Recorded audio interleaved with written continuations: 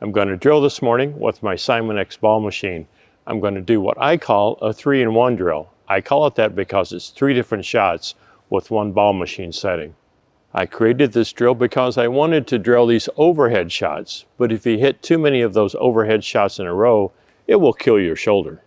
After I had drilled some of these high overhead balls, I wanted to have some other things to do while my shoulder was coming down a little bit. So the 2 other shots then are lobs. So I'm off the same ball machine setting.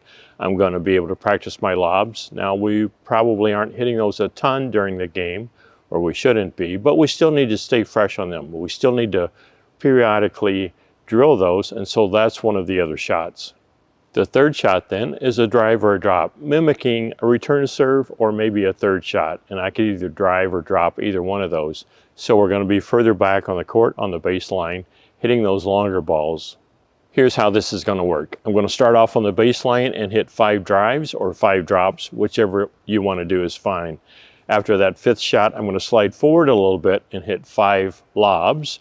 Still need to practice my lobs, make sure that they're toned up and ready to go for the game. After that 5th lob, then I'm going to slide even further forward and hit 5 overheads. After that 5th overhead, that will complete the circuit. If you have a drilling partner, even better. After you finish your 5th overhead, you slide out of the way. Your partner comes in and hits those 5 drives or drops, slides forward, hits 5 lobs, slides forward and hits 5 overheads, gets out of the way, and then you come in behind them and do the same thing. And you rotate this series and you keep going as long as there are balls coming out of that machine. If you're coaching and you have multiple students, the same things. You get your students in a line here. The first one hits the drives or the drops, moves forward, hits the lobs, moves forward, hits the overheads, gets out of the way. Next student steps in and starts that whole process over again. If it's just you and the ball machine, go through that whole cycle, and then you may want to hustle back so you can get back in time to hit those drives again. You may miss a ball or 2, that's fine. Or if your ball machine comes with a remote control, stop it after that last overhead, come back, take however big of a break that you need, start that cycle over again. Another good thing about this drill is you can practice it both on the forehand and the backhand side.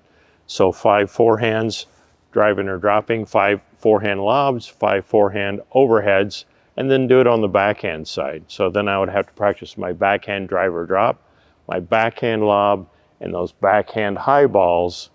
One key component of this is how you have your ball machine set up. I have mine back in no man's land, and the primary thing I wanted to do is give me a good ball to hit those overheads with. So I wanted a little bit further away on the other side of the net, giving me a high ball that would come down just on my side of that kitchen line. So that's my first concern. If that ball machine is far enough away and that ball is high enough, then for the other 2 shots, the lob and the drive or the drop, I'm going to let that ball bounce and crest, and it will keep coming toward the back end of the court, and that's where I want to be hitting those lobs and those drives or drops. Enough talking, let's go hit some balls. Okay, here we go. First ball, I'm going to hit drives or drops, whichever one I want to hit, and to me it represents this high floaty ball. Some people will hit for their return to give them time to get up to the kitchen line.